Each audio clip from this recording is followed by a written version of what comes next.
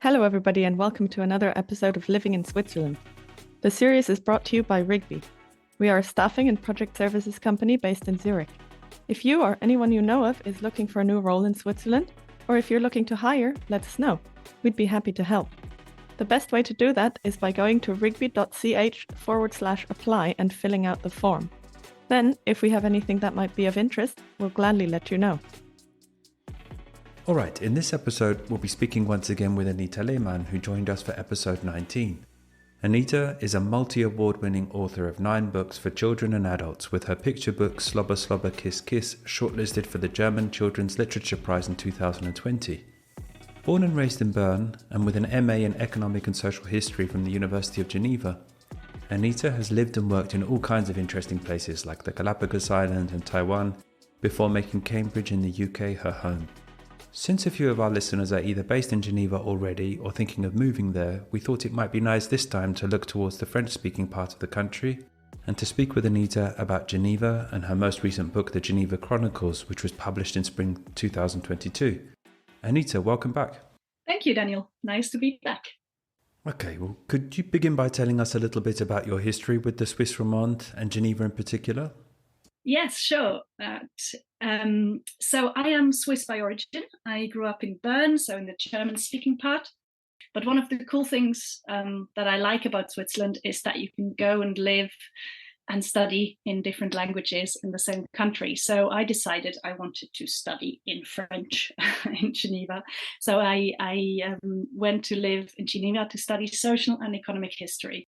Then I moved to the UK for love and worked there and had 2 kids. And when my husband then got a job in Geneva, we all relocated back to Geneva in 2011.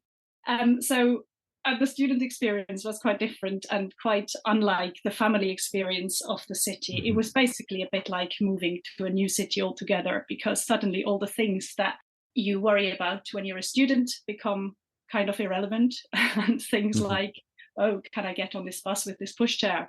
Or where is the nearest playground becomes really important. So it was really like discovering a new city altogether. So that was exciting. Mm-hmm. And in April 2022, you wrote the book, The Geneva Chronicles, telling the history of the city through 17 stories. Could you tell us a bit about what inspired you to write the book? Yes, sure. So actually, I wrote the book 10 years earlier, nearly. I started writing it 10 years earlier because my son really struggled settling in Geneva. It was a new nursery, it was a new language, a new culture for him. But he had this very deep interest in history already when he was very little. And in the UK, there is this series of books called The Horrible Histories. Horrible Histories, yeah. Do you know them? Fantastic, yeah, love it. Yeah, they're great, aren't they? And so it's basically history books with a lot of jokes in them. They're fantastic. Mm-hmm. And I tried to find a book like this about Geneva, basically Horrible Histories for Geneva, but I couldn't find anything. And I don't think there was anything like this on the market in 2012 in Switzerland. So being a historian and a children's author, I decided to write that book myself. And that's what excellent. I did. Yes. And do you have a favorite among the 17 stories in the book? Yes. So I like them all. I like them all really because I've grown quite fond of Geneva as a process. In the process of writing this book, I grew quite fond of Geneva. So I'm going to tell you about the one that I found trickiest to write, but I really, really like now. And that is actually about Calvin and the Reformation. So there is a chapter in the book about Calvin and the Reformation because he is very, very important to Geneva's history. And Calvin obviously has a reputation of being very austere and very serious, very Protestant. And I was really struggling because I thought, how on earth can I make his story fun and accessible for children for my book? And it turns out it actually was a lot of fun because Calvin is a lot more nuanced than we give him credit for. Mm-hmm. And so, for example, he was very austere and serious, and he was obviously a complete workaholic, and he genuinely believed in what he preached, and he lived by his own rules. So he probably wasn't very much fun to hang out with. And then he tried to impose his rules on the people of Geneva. So he didn't like people dancing or gambling or plays, theatre, he banned theatre. So basically, it wasn't much fun. But interestingly, he also did some really, really good things for the city. So the city at the time in the 16th century was completely filthy. People just threw their rubbish and their human waste right into the streets. So Calvin introduced a new drainage system, which actually made Geneva much healthier and safer to live in. He also believed in general education, so that every child should be able to learn to read and write, which, 400 years ago was quite innovative as a thought. And he interestingly, this is something that really surprised me, and because I knew nothing about this, he fought against domestic violence. So Calvin, created laws that to punish men who hit their wives. And so in a way, that was obviously a very, very good thing for women. So he was, having said all of this, he was a very controversial figure, and he was a foreigner. He was a refugee from France. And people were like, who is he, this foreigner, telling us what to do with our city? And when you go into the archives, it becomes a lot of fun, because you read about murder attempts against Calvin. So somebody tried to push him off an icy bridge into the Rhone. You read about people naming their dogs after Calvin to annoy him. You read about court cases, for example, about a woman who had been dancing at her wedding illegally. And so she was thrown into prison, but not without shouting the worst insults at Calvin on the way. And so it was all quite exciting and dramatic and interesting to read about. And so I hope I managed to put that into the book. Do you think on balance that Calvin's reforms were for the good of the city? Oh, I don't know. It's what happened, isn't it? It's just he had such a massive influence, not only on Geneva, because Geneva became the Protestant center of the world, basically. And then from there, you had, John Knox taking his preachings to Scotland and the UK. And America was deeply, deeply influenced by the Calvinists, who then went there, the sort of Puritans and Protestants. So he had a huge influence on the world. I don't know whether it's a good thing or a bad thing, but he certainly made his mark. Yeah. And you talk about history as a tool for integration. Could you expand a bit on that, please?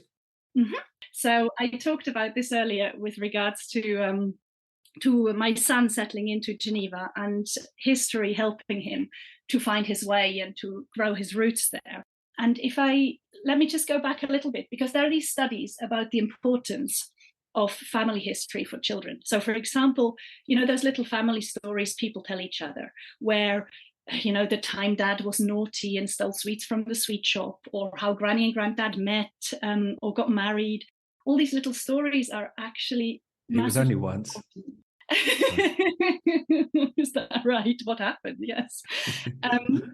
But these stories are really important for a child's development and understanding of themselves and their sense of belonging. And we are only now starting to understand quite how important these things are for a family, because they help a child understand where they belong in the bigger scheme.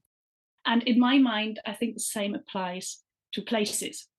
So not only the place you come from, but also the place you live in. So it's important to grow a sense of self and grow roots in a new place when you move, because to get an understanding of where this place came from and how you fit into it, as it were. Because otherwise, I think you risk just floating about on the surface of a place, and I think that can be really detrimental to people's well-being.